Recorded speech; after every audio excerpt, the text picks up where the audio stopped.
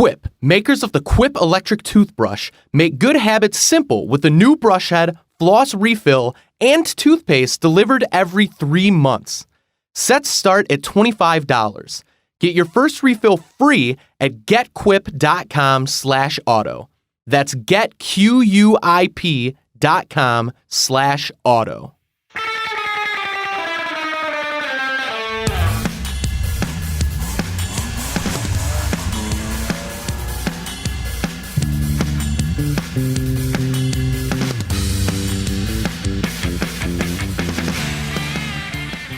Hello and welcome to another episode of the Autoblog Podcast. I'm Greg Migliore. Joining me on the phones from the West Coast is naturally our West Coast editor, James Riswick, and in the studio is associate editor Joel Stocksdale. We've got a great episode for you today, so we're going to jump right in. We've been driving some pretty cool vehicles here in the dead of winter, but we've been going all over the country to drive them and give you the rundown. So we've got a Toyota 4Runner Trd Pro.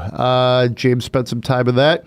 And Joel and I also spent some time in a 4Runner about a month ago here, so we'll kind of recap a little bit of that. James also drove the Ford Super Duty. James, was it super? Yes. Sure. It has all of the torque. That's for sure. 1,050 pound-feet. It's always fun when a torque number needs a comma in it. That was a very unplanned tease out to the rest of the show. I think it fell a little bit flat, but hey, whatever. We'll leave it in there. I guess the host needs to plan his Super Duty teasers a little better. But hey, so it goes. 911 4S. That was pretty awesome. We have the hardtop here in the fleet. I just drove that yesterday. Man, is that cathartic. I think it's always funny when suddenly everybody has to take the car to lunch. Most people just eat at their desks or order in. Like literally 4 people took the 911 to lunch on Tuesday or Wednesday. So a little bit of that going around. And James, you had a convertible out there on the West Coast, so we can kind of touch on that. James went out to the Barrett-Jackson auction in Arizona. I've always wanted to do that. I've been to a couple auctions different places, but never these like sort of year kickoff in January auctions out there. They're very cool. So that's definitely should be on your bucket list if you're an enthusiast. Then lastly, we will spend your money. We're going to try and buy first car for someone. So that's kind of neat. All right, so let's jump right in. The 4Runner Trd Pro. James, you had one of these. What did you do with it, first of all? You usually have interesting things that you do with your test cars. What'd you do with this thing? Well, I wish I had a better answer to what I did interesting with it, because it was very muddy, extremely muddy when I had the thing, and I really was a little concerned about getting it stuck on some sort of off-road area with no appropriate equipment. So largely I drove it around town, which I think is what the vast majority of people will end up doing with this thing. Even though, yes, it is the Trd Pro, it is the most off-road oriented one. However, this one is painted army green, which is absolutely awesome. This is one of the FJ Cruiser colors that Toyota pulled out from the back catalog last year for the Trd Pro. They pulled out Voodoo Blue. Both were extremely awesome. Naturally, this is the color that I would want, and I know I'm talking about color here, but let's face facts. If a color's awesome, it's the one you want.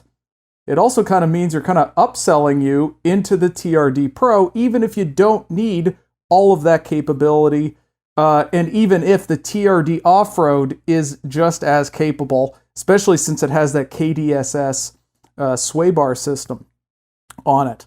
So we should plug our suspension walk around that's on the site right now. We're recording this on Thursday, but new Autoblog freelance contributor Dan Edmonds wrote something up on that suspension. It was on the 4Runner, I believe, right? Or was it the Tacoma? It was, yeah. In fact, the thing 4Runner. Is, to further plug this, I am someone who doesn't really understand things technically. If I just read them, I really need like visual aids and arrows and diagrams and things, and this is literally what this provides. So if you want to know how things work, this I can't hype it enough. But the Trd Pro is very cool. It looks awesome. It also has so much space in it, which means that you have this really rad looking truck that's also extremely practical. The only thing I would say, though, is with that TRD Pro, it has these extreme off-road all-terrain tires on it, and it really does a number on the steering. So it just adds vagueness, and if you come from a regular crossover car, it can be initially a little spooky. So really, you have to ask yourself, is the awesomeness of the green or the special TRD Pro color of the year really worth the downsides associated with driving it on road? And I don't know, and the cost as well. So you just have to ask yourself. The other thing is KDSS is not even available on the TRD Pro. So it's kind of had mixed feelings about it, even though aesthetically I adored it. I'm a big fan of the 4Runner. I think it's definitely a vehicle that, it's a dinosaur, man. It continues to roam the earth long after you would have thought it would be extinct, and now it's lived so long that SUVs are relevant again, and they're not only relevant, they're 3/4 of the market. It seems like trucks and SUVs. I'm a big fan of the 4Runner. It's something that, I didn't necessarily grow up, growing up in the Midwest. There's not a ton of 4Runners around here. It's definitely more like Jeep country, but, one of the sort of the benefits of becoming an automotive journalist is your horizons are, infinitely broadened, and you get to drive all these cool cars, and you figure out different brands and vehicles that you either like or don't like, and your preferences and tastes evolve. Long story short, the 4Runner is something that really was not my radar, and as I've gotten older, I really enjoy them. I think anytime one comes through the fleet, I usually try to find a way to sign one out on a Thursday, work from home on a Friday, and keep it for like 3, 4, 5 days. They're a lot of fun to drive. They look cool. They really keep sort of that timeless aesthetic, if you will. Joel, you spent some time in one. Yeah, we had a TRD off-road premium here at the office. So it's so it's cheaper than the TRD Pro. It doesn't have the cool colors, and it doesn't have the meaner looking bodywork and stuff, but still reasonably handsome, still very capable off-road, and actually probably the better value, because it offers a lot of the TRD Pro's capability, but also lots of like the normal 4Runners just comfort features. Thing is, though, I'm not actually that big of a fan of the 4Runner. Like you said, it is a dinosaur, and dinosaurs are indeed cool, but I don't think I would actually want to own one and live with one on a daily basis. You're more of a dog person? Yes. Don't get me wrong, it is very capable, it's quite comfortable, and it is very practical. And actually, one of the things that I do like about it is that it's big on the inside and actually not that big on the outside. It's actually pretty easy to maneuver. But, well, I guess my main complaint is the powertrain. That V6 is old, it's not especially powerful, and coupled with the 5-speed automatic transmission, it gets terrible fuel economy. I couldn't get it over 20 mpg, and it makes less than 300 horsepower. I mean, that was fine like 10 years ago, but vehicles have come a long way.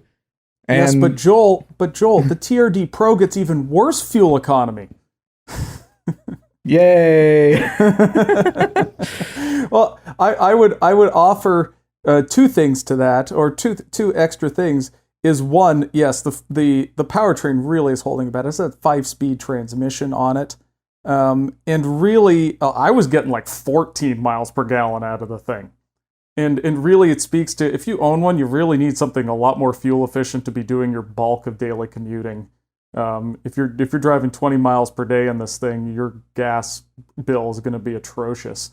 But if you just had like something that you're commuting, if you're two household family, you're doing most of your commuting in the more efficient car, and you have this mostly for weekend adventures, road trips, because as you said, it is so big inside. It's actually really comfortable. The back seat reclines to a hilarious degree.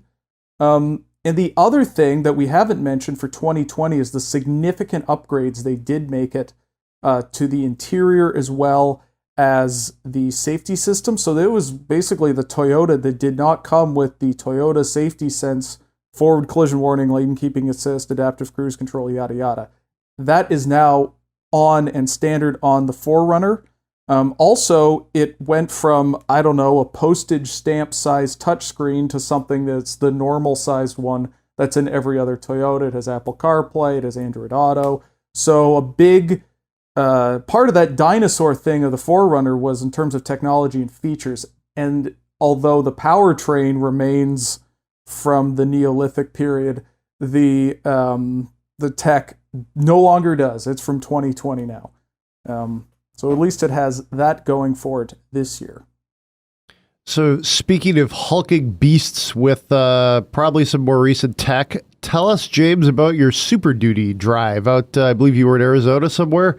Sure. What was it like? I made the lame joke, was it super? But we all know it's a very capable vehicle that, it's got a lot of improvements. What'd you think? So it's pretty much a mid-cycle refresh on the truck in total. However, there are three key elements that are new. One is the new Tremor off-road package, which compares very favorably, as we found, to the Ram Power Wagon, at least on the specs. But the nice thing about the Tremor is that, unlike the Power Wagon, it's a package. So you can get it on F250 as well as F350. You can also get it in XLT Lariat, King Ranch, and Platinum versions. So you can get the luxury-looking King Ranch or Platinum with all the off-road stuff on it, which I tell you, looks pretty cool. You can also get it with, here's the other new thing, the two new / revised engines. The revised one is the 6.7-liter Power Stroke diesel, which does make 475 horsepower and 1,050 pound-feet of torque. Yes, the Ram 3500 does have 1,000 pound-feet of torque, but it's an optional engine on the 3500. You cannot get it on the 2500 at all. The Ford one is the optional engine on 250 as well as 350. It is kind of hilarious when I drove it. Initially, no trailer or anything. You just have that brief amount of time for the turbos to come in, and then when they do, holy crap! It feels like a performance truck in a Super Duty pickup. That torque is insane. And then when you pair it with the also new heavy duty 10-speed automatic, it just goes whoop whoop whoop whoop, like up the short amount of revs between gear changes is really something. It's so well suited to the task at hand to have so many gears for towing. You have 7 regular gears, and then there's 3 overdrive gears. Then there's the all-new gas engine, which is 7.3 liters of V8 goodness. It has 430 horsepower, 475 pound-feet of torque. Those are class leading. That's also paired to the 10-speed automatic. And that engine, too, obviously doesn't have all the torque that the diesel does, but it's very serious. We were towing it up a 6% grade in Arizona with a 9,000-pound trailer, which is obviously kind of small beans, which made it difficult for me to determine its performance relative to the Chevy Silverado because I was towing more with that at higher elevation. But nevertheless, it's really you don't need the diesel with that gas engine. It's really, if you do have extremely Super Duty needs or just want that kind of overkill, it is also it's like $8,500 more expensive to get the diesel. So the gas engine really stood out to me as impressive. It also sounds cool. It kind of had this really neat V8 snarl to it. If this was a different era, I'm sure there would be someone asking if they could stuff it into a Mustang. And maybe, if someone tries hard enough, they still can. Yeah, I'm excited to hear that about the diesel engine, because we've had the old diesel Super Duty here, and I mean, that even that didn't feel slow by any means. That was a quick truck. I'm Yeah, and curious. Go ahead, James. Oh, and I was going to say that, I mean, the old, as you said, Joel, the old diesel was very capable, and it was just kind of nipped by the Chevy Silverado diesel engine, but that has 910 pound-feet of torque, which is, that's quite the deficit to Ford. Now, GM says that, one-upsmanship is only worth so much, and it's actually like real-world performance that matters, and, okay, fair enough. But, I mean, dude, that's a giant advantage now that Ford has, and you see it in the, importantly, in the payload and the towing ratings. Even just when we were looking at the specs between Power Wagon and the Tremor, the payload and the towing number differences, like you had to double check them because they were just so wildly off by thousands of pounds. So as a truck, it is certainly very impressive. The other thing to note is with all of these at the event, I was able to try a wide variety of the various I was able to try a wide variety of the configurations of the truck. So 250, 350, diesel, gas, Tremor, XLT, all the different permutations available with different sized trailers, which was really nice because if you just try one thing, you're just kind of squirrel vision pointing ahead. You don't have the full view of them. And so being able to tow up a very significant grade and being able to do it in really close proximity to all the, just a kind of up and back 20 minutes and then hop in another truck and do it, really provided a nice, good picture of the truck's capabilities from like a basic 250 XLT gas engine to the whole hog F450 diesel dually towing a big honking trailer. It was really illustrative. So I'm curious, both your takes actually. Where does the Super Duty now fit in sort of the big truck pecking order? Has this moved it to the top? What do you guys think? I certainly think so. In terms of the absolute max, Ram still has a couple of the Ram 3500 with the optional 1,000 pound-feet of torque engine that does have some advantages. Certainly the Ram 2500 still has that coil spring rear suspension on it, which should do well for the ride quality. However, I would say that the F250's ride quality was really fine. Driving it didn't beat you up. The 350, different scenario. That got tiresome when it didn't have a trailer behind it. The other nice thing I like about the Ford is its available adaptive steering system. This really does make a difference because steering for a heavy duty truck that's going to be towing a ton of weight, bearing down on its rear end, they need to tune the steering to kind of have this compromise so that you still have control when it's when it's hitched up as well as when it's unladen, and that kind of results in this loose, nebulous on-center field steering, and it can be a little unnerving at times. And in the XLT, especially with the off-road tires and the Tremor, it was a little nail-biting, but that adaptive steering can constantly change the steering to counteract the effect of having a lot of weight on the back, and so you end up with this consistent, reassuring steering feel at all times. And it really is an option box. It's $1,000 on most of the trim levels. GM has something similar. It works similarly well. However, it's exclusive to the upper trim levels. So it's, again, one of these things that in addition to offering the Tremor with all these different all the different trim levels, Ford's giving you more choice here. And I think that does give it an advantage. Yeah, I think in my book, yeah, I mostly agree with James that the Super Duty, it's got a lot of advantages. It's got lots and lots of choice. It's got class leading engines. It has an off-road package that doesn't sacrifice towing or hauling. I do think the Ram still has an edge in overall like interior quality. You can have an incredibly nice Ram inside. It's just like the 1500. You can got lots of choice of upholsteries and trimmings and large screens and all kinds of features. And the Ram does still have competitive engines, even if they're not quite as widely available. And I think the GM heavy duties are probably, they're at the bottom, I think.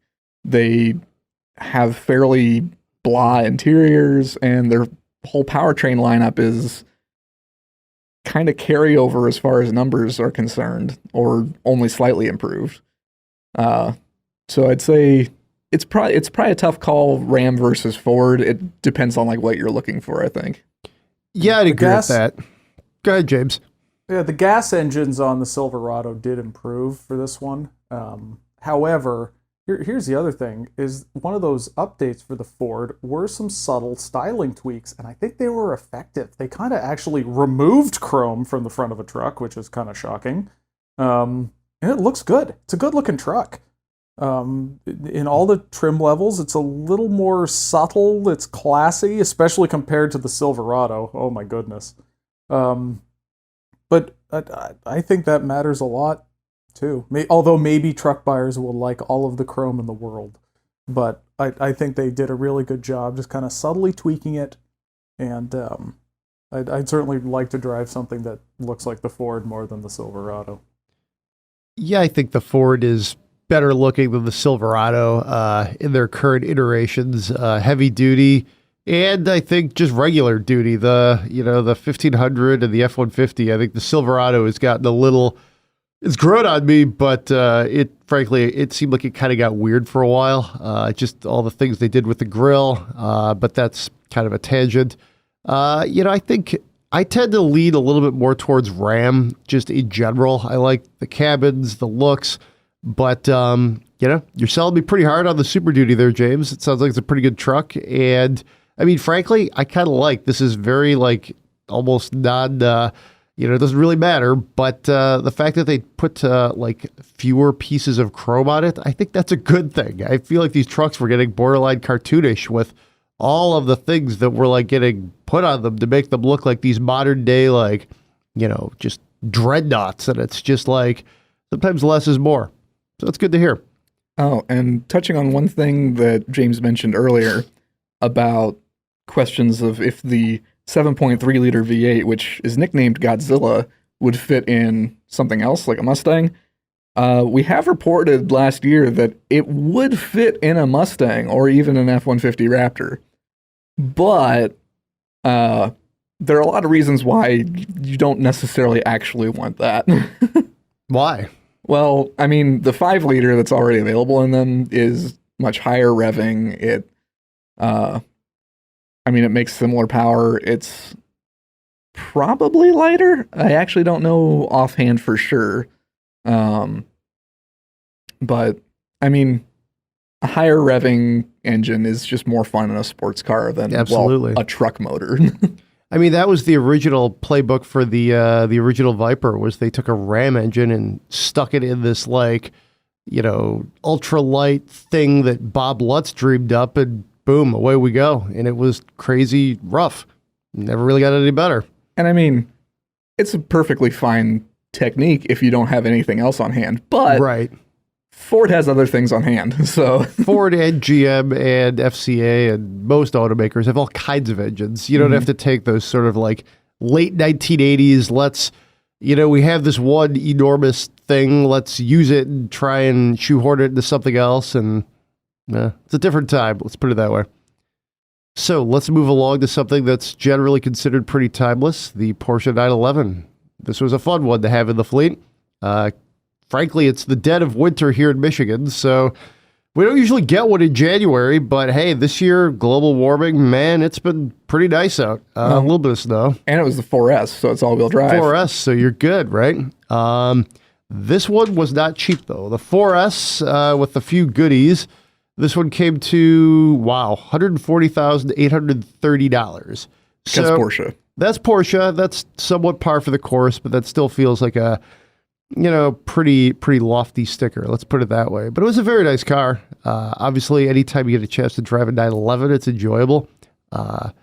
This one was great. It delivered. I took a really long lunch the other day just driving around in a 911 because, I mean, if you can't find time to do that, what are you doing in this job, right? You gotta, when a 911 hits the fleet, you gotta find a time to drive it. This one was pretty good though. 443 horsepower, 390 pound-feet of torque, 3-liter turbocharged Boxer 6. This one came in a beautiful shade of blue metallic, which really stood out on all the different tweets and Instagrams I saw that came through with it. Of course, all-wheel drive. But again, the roads were fine, so I didn't really notice much of a difference. Sport package, which was kind of neat. And those were basically the highlights. Joel, did you do anything fun with this thing? I just took it out briefly one afternoon this week. I wasn't able to sign it out. And, I mean, it's a lot of fun. I would have liked being able to drive it a little bit more, get a little bit better feel for it. But on the whole, it's the newest 911, and it still feels as good as the other ones. It is fast. It's only rated at 443 horsepower, but I mean, honestly, on public roads, you don't really need any more than that. I was finding myself at speeds that were high-ish very quickly. We won't go into more detail. Yeah, I'm right there with you. I mean, it's, this the keg party that is horsepower these days. 400 is really plenty when you're driving around, metropolitan areas, that's for sure. Mm-hmm. And, I mean, the engine, it is turbocharged now, but it still feels very responsive. That sounded really good, too. Oh, it sounded so good. I highly recommend, I think this probably had the upgraded exhaust. Looking at the sheet now. It's sport package. It did have the sport exhaust system, and that is, say, definitely worthwhile. It has such a mean growl, and the thing is like you can have it quiet. In normal mode, it's pretty quiet. Pop it into sport, and you get lots of growling and pops and bangs, and you can really hear, like, it's got a distinct flat six engine sound. It sounds like a Porsche. Did you get a chance to do a video of the exhaust, by the way? I did, so good. Stay tuned for that. We'll have to link that into this podcast, too. I haven't had time to download it and edit it yet, but that is coming. Make it your ringtone. Yeah.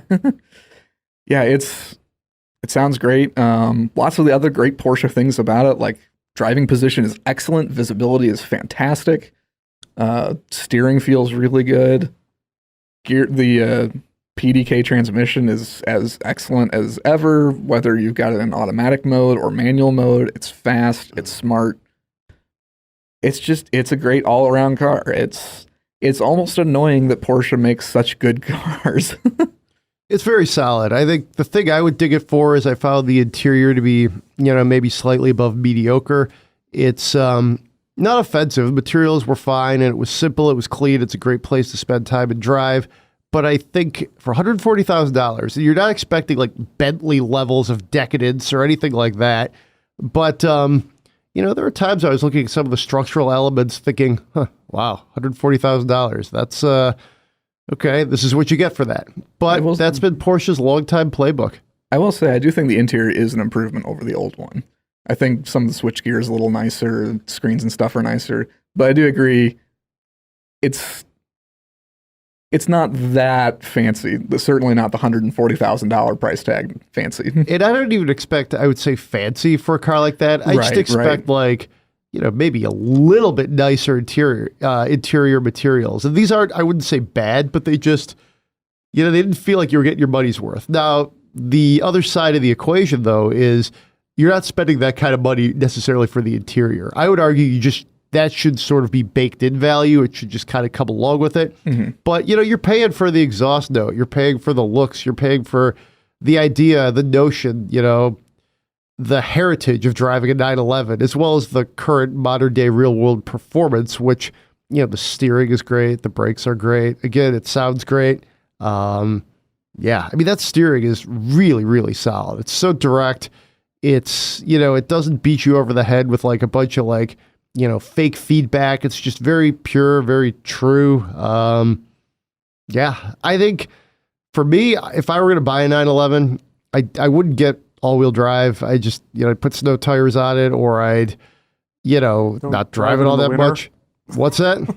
Or don't drive it in the winter. Yeah, that's what I was saying. I wouldn't drive it in winter, or I mean, that's why they make Cayennes and Macans, right? Exactly. I mean, basically the theory is if you can afford a $140,000 car, you probably aren't hurting for like options for your second car during the truly Arctic months. So you can afford something. You can find a 4Runner or a old Trailblazer or something to get you through the snowpocalypse. But yeah, I mean, it was good. I wrote a full page of notes and I can't even read them. I was so like just kind of in the moment of driving the car or after driving the car. Yeah, I mean, it was good. James, I know you had a convertible. I did. Probably the West Coast, obviously. Weather's a little bit better. How'd it go? Well, this was just after the LA Auto Show, so I got the cabriolet when it was sunny. So I can comment at least on the cabriolet element of it, which is the convertible roof.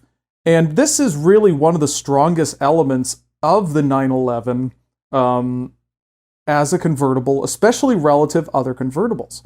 The difference between the coupe and the convertible is kind of minimal in terms of looks.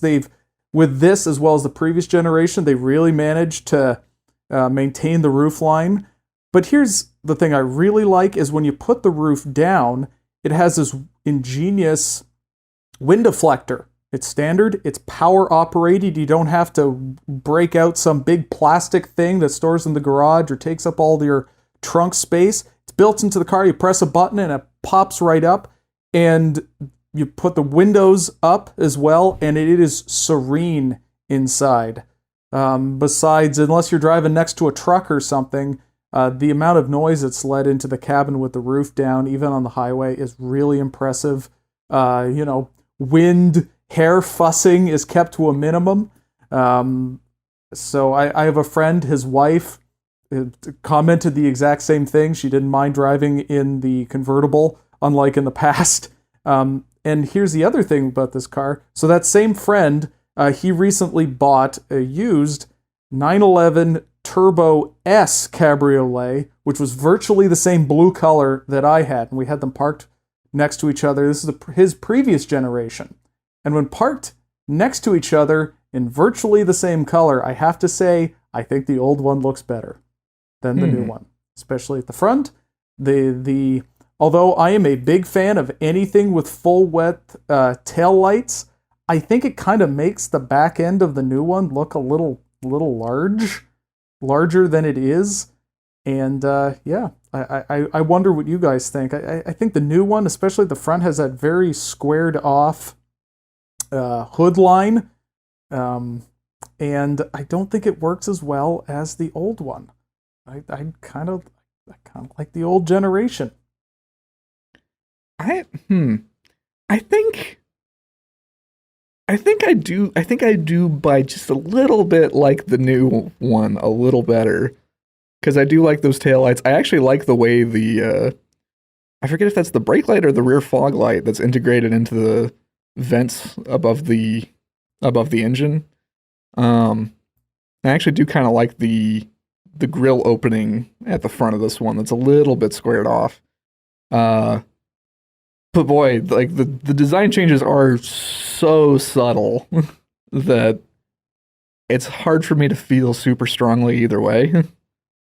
Yeah, the design is subtle to the point that it's almost like you look at it and you're like, well, something doesn't seem right. It's not like there's a cognitive dissonance that you're like, wait, something's wrong here. So because it's different, maybe it's just like so close enough but different enough that it makes you think that no, something's wrong here. I don't know. It's a subtle thing. It still looks pretty cool, but I thought seeing it side by side, I did tell my friend that it's like, don't worry, you got the older one. You're in good shape because that car is very cool. Mm-hmm. Oh, so actually, thinking about the design, I did also think something that's kind of one of those subtle changes to the new one is the door handles. That they're not the like big pull grab handles anymore. They're sort of the little like lift up, like they're almost flush but not. Yeah, as I'm thinking about it, yeah. Which I think is a little bit weird because we kind of had like flush door handles like nailed in the like late 90s and early 2000s. And then we went away from it and now we're kind of coming back to it. And I don't know that I'm that big of a fan of these door handles, partly because you don't get a whole lot of perch on it when like you get your fingers underneath it. I don't know. It just feels a little bit more finicky to use. Yeah, I mean, it didn't trouble me too much, but I see what you mean. That's an interesting observation. I think, they're so close. I would probably slightly like the new one slightly better, but yeah, I mean, the old one's cool too. I mean, in some ways, the 911's the kind of car where literally the new one, oftentimes people immediately start clamoring for the last one. That's just, it's different than like most other cars on the road where, the other design people are like, well, okay, whatever. It's time for the new one. But yeah, absolutely. It's a fun car for sure. It's one of those things where a lot of times I'll start thinking, well, man, I really like the Cayman or I really like the Boxster. And then you drive a 911 and you think to yourself, yeah, if I were going to end up, making an investment, I would do 911. I think I would go Boxster or Cayman. Yeah. I like that. I like the smaller size. I feel like they're a lot easier to zip around town in. I actually felt like this 911 felt big, or maybe not necessarily big, but like it's wide, much more so than a Cayman or a Boxster. And I don't know. I just feel like the Cayman is more playful. Like it feels a little bit lighter. It's a little smaller. Like you can. But hey, I mean, I have a Miata and I love the heck out of it. So I like smaller, nimble cars. And I go back and forth too. For a while, I'll be like obsessed with the Cayman. We'll get one in here in the summer and I'll like, sign it out every day at lunch or something. And so I hear you. That mid-engine layout is just, yeah, it's amazing. It's compelling. It's, it really draws you in. So I kind of thought, after I've kind of always figured, if this car or that car usually is more appealing to me in the moment might be a little sexier than a 911 in this price point. And, I'd often go back and say, no. Ultimately, I would buy a 911 if I had that much money. However, that car for me, the alternative has been the Lexus LC500 because I adore that car. I'm a big GT car fan. That's my favorite type of car in general. And I thought, that car is wonderful, but I bet you in the back of my mind, I would prefer the 911. After driving this 911 Cabriolet, I came to the conclusion I would actually get the Lexus. I just love that car so much. Everything about it dynamically is it's as a GT car, what it does in terms of the balance of ride and comfort and the interior. You want to talk about the interior, and I think part of the thing with the 911 is it just doesn't have that kind of showmanship to it. They've perhaps even dialed it back a little in terms of the cars that we had, because it obviously comes down to specification. But you sit in that Lexus and it's so special, and you look out on the outside and it's special, it's out there. It really does look like something that you could have for a long time and will really make you happy. Whereas the 911 looks like every 911 before it effectively. And here's the other thing, the Lexus is a lot cheaper. And maybe if you have $100,000 to spend or $150,000, that doesn't matter. However, so if it came down to it, I wouldn't get the Porsche anymore. I'd get a Lexus, which is kind of shocking to me, given perhaps past tastes. But that's what I was surprised with when I walked away with the 911. I was ready to go, you know what? Yep, of course I would get the Porsche, but that was not the case. Well, I didn't know we could bring in other automakers. Yeah, we're going to play this game here. Okay. But I will say, yeah, I think dollar for dollar, like something that you're driving every day that feels really special and still fun when you want it to, the Lexus LC is something really special. and especially for the money. It's one of those rare cars that like you sit in it and you're like, you know what? Yeah, it's expensive, but I feel like it's worth it. Or like somehow when you look at the price tag of other cars, like the Porsche that we had was like $50,000 more, and yet so you look at the Audi R8, like all these competitors for the LC, and you look around, it's like, is this car like somehow a deal? Like $100,000 car is value? Like, huh? But it sure feels like that. And when Joel, you said that like it's an everyday driver, this like crazy sleek GT car it's easy to see out, it's easy to drive. It has a shocking amount of room inside of it for a road trip, for instance. Kind of one of those things that the 911's always been good at. You can put more in the trunk of the LC than the frunk of the 911. But either way, first world problems, eh? Picking between the two. Not just first world. This is like that's like 1%. This is like 1% problem. So speaking of the 1%, right?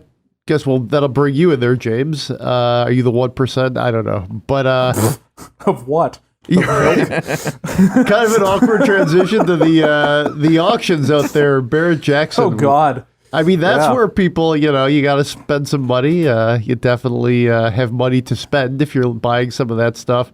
Auctions are a lot of fun. I've been to a couple of them, actually. Not the ones in Arizona, though. So I'm just curious, what was that like was it as much of a feast for the senses? Was it crazy, too much, not enough?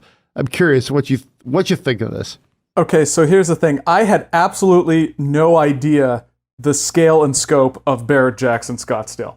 I really only went because my mother, who lives in Phoenix, and I wanted to go and has been bugging me to go for years, and I just happened to be in Phoenix for the Super Duty launch. So I was like, okay, Mom, we'll go to Barrett-Jackson. Now, I had been to auctions before. I had been to Mecum and maybe Barrett-Jackson in LA, but then I went to Mecum here in Portland, of all places. So I was kind of expecting the normal, okay, the thing you see on television, the guy talking quickly and the car rolling across the stage. Okay, that's there too. And then I was expecting some holding area, probably pretty big, of all the cars that will be auctioned. Okay, well, that does exist at Barrett-Jackson, but it's to a scale I couldn't have possibly comprehended. Instead of, I don't know, like 3 halls of cars, there were 6 colossal tents. Then there was a second area with the fancier cars that I would say in an area of about the size of a blimp hangar. And then, in addition to that, there was like kind of a county fair area of food options outside. And then there was like a home show area for tacky people. And then there was also like a new car OEM area that was kind of like a truncated auto show space. So the Super Duty I drove the next day was on the show floor. There was also the whole Ford lineup right when, bam, you walk into the place. The new Corvette was there. The new Chevy Tahoe was there. I hadn't even seen that car yet in the flesh. So it was kind of like a new car auto show as well. The scale of this thing was shocking. We didn't have enough time to make it even to one of the tents. So if you ever go there, know that this really is, and even if you have no interest in bidding, and believe me, of the vast majority of people there did not. It is really something to see and just walk around. And I kind of like looking at the random crap, the weird small cars. To me, you can only see so many pristine Camaros. It's like one of those things that even if you go to some of the even fancier ones, if there's 12 Bugatti Veyrons standing in the same place together, they oddly stop seeming as special as opposed to just seeing one out on the road. So when you see the interesting stuff, it's really cool to walk around, to go around the tents and see all the cars. So, but know that, holy crap, it's on a scale that you can't even imagine if you've ever been to one of these auctions before. I was just utterly blown away. Wow.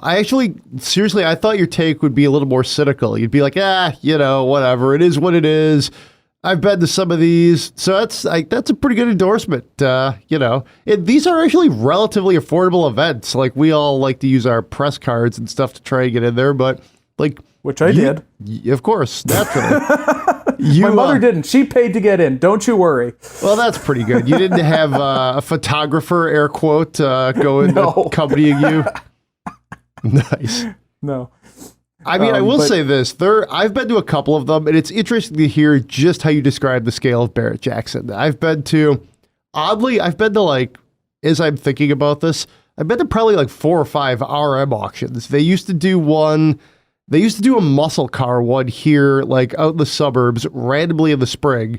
And that was pretty big, not nearly as big as Barrett-Jackson, Arizona, but it was pretty big. And you basically stood in this convention center where normally there's a dog show or a boat show, and all these muscle cars would roll through, some of them very valuable.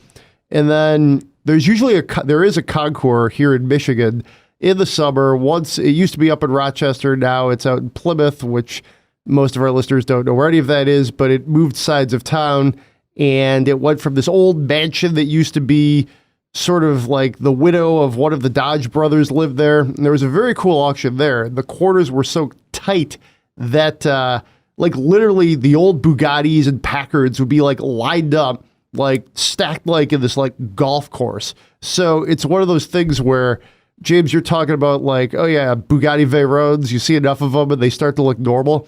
This would be there'd be 20 Duesenbergs awaiting auction. And you're yeah, okay, and I remember literally this guy put his Heineken down on one of the fenders. And I'm wow, that car is probably $80,000 at least. And you're using it as basically a coaster. But hey, so auctions are cool. I think, wherever you get a chance to go to them, I mean, they're fairly, like I said, reasonable to do. They're pretty accessible because you can really, I've always found there's not a lot of restrictions. You can kind of go wherever you please, unless you look like you're stealing a car. You can generally get away with it.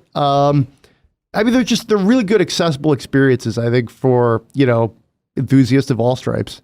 Yeah, I mean, it's basically it's kind of like a car museum that you can walk around. There's no velvet rope or anything, so you can just walk. Now, some of the higher dollar ones, they do. No, actually, no. I'll take that back. The extreme upper limit. Yeah, I guess there was some kind of restrictions about walking around, but for the most part, you can just walk around and take a look at it, because I mean, it's designed for people who are intending to bid on and buy one of these things. But here's the other thing: is despite all of those tents and the blimp hanger and all that other stuff for the cars, there are very few European cars there, because there's another European car auction going on down the road at the exact same time. So there's very few Mercedes, BMWs there. There's just kind of a handful sprinkled throughout, and certainly nothing that would be commanding a big dollar value. So despite the sheer scale of it, there's actually a significantly large portion of automotive choices that aren't even there. So that's probably why the two are actually going on at the same time. So you can go and you can bid on your classic Ford GT and your Duesenberg one day, and then go and, bid on your Mercedes 600 Grosser the next. So there's options for you as a car buyer in this stratosphere. It's also worth noting that, I mean, there are auctions like this all around the country. One of the bigger auction houses, Meekum, has auctions all over the place. Some of their biggest ones are in Kansas City and Indianapolis, among lots of other locations. Meekum was the auction house that sold the Bullitt Mustang down in Kissimmee, Florida. And yeah, like you guys said, it's basically a gigantic car show. Yeah. Where and the cars usually move too. Yeah. Mm-hmm. If you're up close to the auction stand, I mean, you'll get to hear some, not all of them, because A lot of them get pushed across the block for whatever reason. Either they can't get it started for whatever reason, or they're just not wanting to run it. But yeah, they're great events, and admission is usually pretty affordable.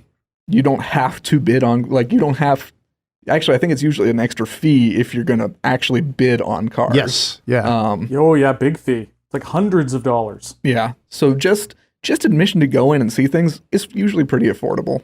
And it's definitely worth seeing if there are any auctions in your area. It's a fun thing to do. I will admittedly, if this is on like whatever cable channel they're on, I don't even know, Velocity or whatever it is. Motor Trend. Oh, right. We gotta bleep that out, right? But yeah, I'll totally watch those. It's like you just sit there and eat cereal, and it's like mindless entertainment for car people. James, were you there when the C8 VIN number 001 was sold by chance? I was not. Wah wah. But you can read that story on our site. I believe it was written by Joe Lorio. Went for, was it $3 million, Joel? Does that sound right? Yeah. So check that out. Check out the coverage. And hey, check out an auction if you get a chance. These, I think we all agree, these are a lot of fun. So speaking of spending money, let's spend some money. This one is, we got a little bit of a weight of decision here. This is comes from a longtime listener who is looking to shop for a car to be used for his daughter when she turns 16, which is coming up in May. Goal is to keep it under $10,000 with the miles under 80,000. Could consider more depending on the vehicles as far as the miles. This car will have two purposes. This is where it gets interesting. Secondary role will be his fun car once she goes to college. Currently, he has a 99 Porsche 911 Cabriolet with the 6-speed manual that serves this purpose, but he's probably going to sell it when he buys this car.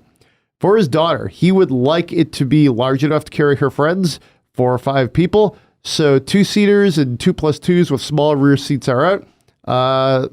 His daughter also would like a convertible, but it's not a must-have. Other than the price and the miles, he'd like the car to have a manual transmission and be somewhat fun to drive. Although his daughter isn't crazy about the idea, he thinks having a manual is a good skill to have. Hey, we agree, because it makes it harder to text and drive. Okay, sounds like a pretty good dad. Here's the cars he's considering. GTI, not sure of the year, that he can afford with his $10,000 self-imposed price cap. Volkswagen Cabrio, that came out funny. Grown, okay. Grown. Mazda 3 hatch, is that a little bit better? Yes. All right. Volvo C30, never driven one of those. I actually did in Polestar trim, and it was awesome. Older Audi A3 or A4, older 1, 2, or 3 series, or I almost can't believe this, a Nissan Juke. Okay.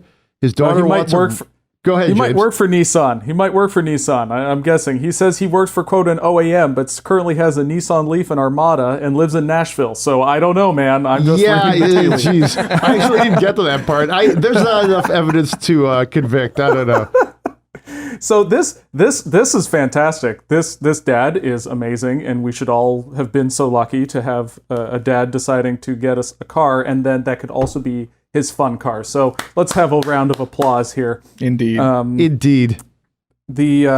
So to answer the thing about the Volvo C30, I have driven that car, and that car is in fact mechanically related to the Mazda 3 hatchback. That first Mazda 3 shared its platform with the Volvo C30. And that car, dynamically, I would describe it as being very similar to the Mazda 3 if it had kind of a thin layer of marshmallow wrapped around all vehicle inputs. So though it's not as sharp as a Mazda 3, it's also far more refined. And if you've driven an original Mazda 3 recently, you'd know that great strides have been made in terms of interior quietness and ride comfort since then. So the C30 would actually satisfy that. It's also a really cool looking car. You get that T5 engine in it. It's a Volvo, so it's pretty safe. It looks really cool inside. I had a friend who is actually a vehicle testing guy at one of the other publications out there. He bought one. He had one from European Delivery with the manual on it. It was red. Really cool car. Very distinctive. So although I wouldn't say it's definitely not going to be as fun to drive as a GTI. Is this an alumni of Autoblog by chance? Is this the No, it isn't. Okay, it's not the vehicle tester I'm thinking of. Okay. No. But the GTI, is probably going to be more fun. But the C30 is a really cool, interesting, stylish alternative to that. And so I would definitely consider those. And I looked up the prices online, and they're definitely in the wheelhouse there. I might be able to even get a better one, relatively speaking, than a comparable GTI, which would be in kind of the similar year, like 11, 12 range. And I said no to the Cabrio because that would be a really old thing now. That would be like the 1990s era VW Golf. And it looked like a picnic basket. And so I wouldn't It's a great analogy, great comparison there. It looks like a picnic basket on wheels. I mean, if you really want a VW, just get the Beetle convertible. It would be a much better vehicle, even if it's a Beetle. Especially the most recent one. It was fine. Better than Cabrio. Or what about a VW EOS?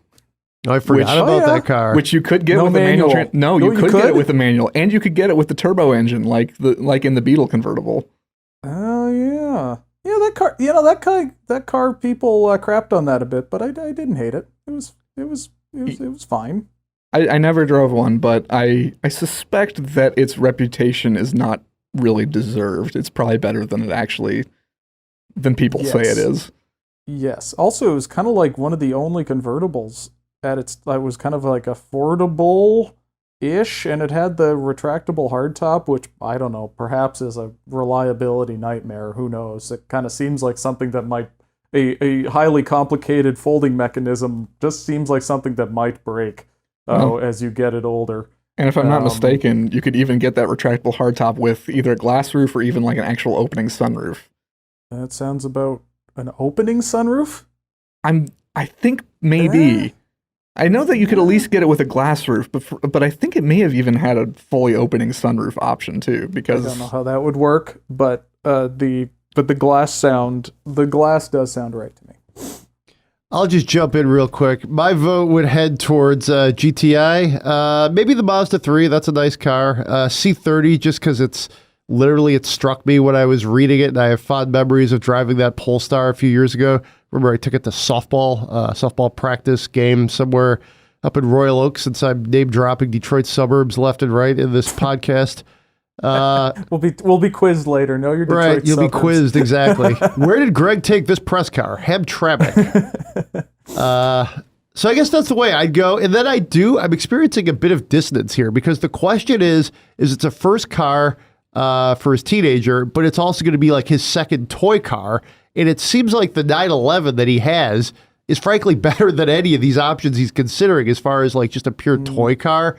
So, I don't know. It seems like the things line up a little bit differently here. There could be competing priorities, but I mean, because I guess for my kid, I would probably get like the safest. I wouldn't be thinking as much fun for the first car, but at the same time, I would obviously want him to have a lot of fun. So, I mean, great dad move. It's awesome. I'm just like a lot of different, parts of the stew here to consider. But yeah, GTI, Mazda 3, Volvo C30. Actually, I haven't given my recommendations either yet. What are you going to say, like mid-engine Corvette or something? No. So actually, I've got two things on the top of my mind. The first one, and this is actually a car that I own, a 8th generation Honda Civic Si. Okay. 2006 you looking to sell it? 2011. Do you deliver it in Nashville? Maybe, but I don't think I would sell this to. I don't think I'd sell mine to him. That or even its follow-up, the 2012 to 2015 or 2016 Civic Si. They're bulletproof. They are plenty roomy in the sedan form. They're a lot of fun to drive. High revving engine, good power. Manual transmission only. So his daughter couldn't even ask, like, could I get the automatic version? Doesn't exist. And I mean, yeah, it would be really reliable. It would be plenty practical, and be a lot of fun afterward. My other possibility is a little bit left field, but possibly an Infiniti G35 or G37 sedan. Could be near and dear to the Nissan likely employees' That's heart. true, yeah. And I mean, it's rear-wheel drive or even all-wheel drive if you want. If That's you can true. find it. Yeah. And you could get it with a manual transmission. Basically, it's a 4-door 350Z. So Yeah. it'd be pretty fun, and it should be pretty reliable. I mean, Yeah, I'd agree with it that. uses fairly common Nissan bits. So I will say one thing about the manual transmission in a G, at least in the G37, was it was not very good. It was very difficult to drive, and I would counter that in terms of one manual transmission. Also, finding one that's in good shape might be difficult because secondhand people kind of bought them and trashed them. Yeah, But generally for sure. speaking, it's not a bad. And actually now hearing you mention that car as well as him saying 3 Series, you could get you're talking about kind of that era's 3 Series convertible or 3 Series coupe. You could get a 330 Ci. I'm seeing one here. I mean, maybe mileage is a little high, so maybe you'd have to go 328. But it's possible that you could find one that's been really well cared for, and I think that could potentially satisfy her convertible. You'd have a manual, obviously, and it would definitely be fun. So if it would require some searching for just the right one to meet that price point. Yeah, that's definitely. And you would definitely want to make sure that whatever one that you got had been taken good care of. Yeah. Obviously, yeah. But my strong recommendation is Civic Si. I mean, it's going to be reliable. It's going to be practical. Great shifter. Great engine. Handles nicely. I'd strongly recommend looking for one of those. And they're fairly plentiful and decent shape. Nice. A lot of good options here. Hey, this is a great question, too. We've had some really good spend my monies lately that are like nuanced. They're real, like intriguing situations with like sort of enthusiast bents. It's been a lot of fun. Anybody else want to talk about anything else? I don't know why. I generally don't open things up. Any random thoughts? Anything else to end the podcast? Thoughts on life? I mean, how much time do we have to talk about stuff here? We'll leave it there. Hey, Apparently thanks. not much time. Not much time. Thanks for listening. It's been fun. Everybody be safe out there. Winter is still blanketing much of the country. Please send us more Spend My Monies. Reach out to us on Twitter, Facebook, Instagram, any other platform that you might use. We are on TikTok, so try us there. The podcast is available on Apple Podcasts, Spotify, any other place you might get podcasts. Be safe out there. We will see you on the other side.